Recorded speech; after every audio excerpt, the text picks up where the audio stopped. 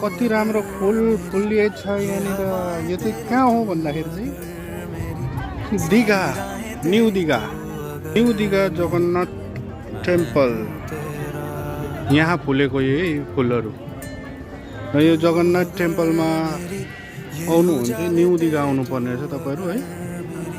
एकदमै राम्रो रहेछ यो टेम्पल चाहिँ।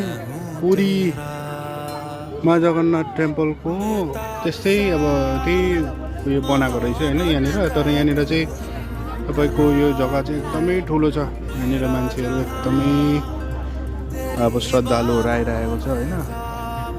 तर यहाँभित्र पस्नु चाहिँ दिँदैन रहेछ। यहाँभित्र पस्दाखेरि चाहिँ तपाईँलाई भिडियोहरू होइन फोटोग्राफीहरू चाहिँ दिँदैन रहेछ।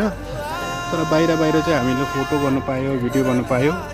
अब यिनीहरू जति पनि एन्टर गर्दैछ उनीहरूले चाहिँ क्यामेरा बन्द गर्नुपर्छ। यहाँनिर जति मान्छे एन्टर गर्दैछ उनीहरूले क्यामेरा बन्द गर्छ, त्यसपछि बाहिर नै भयो।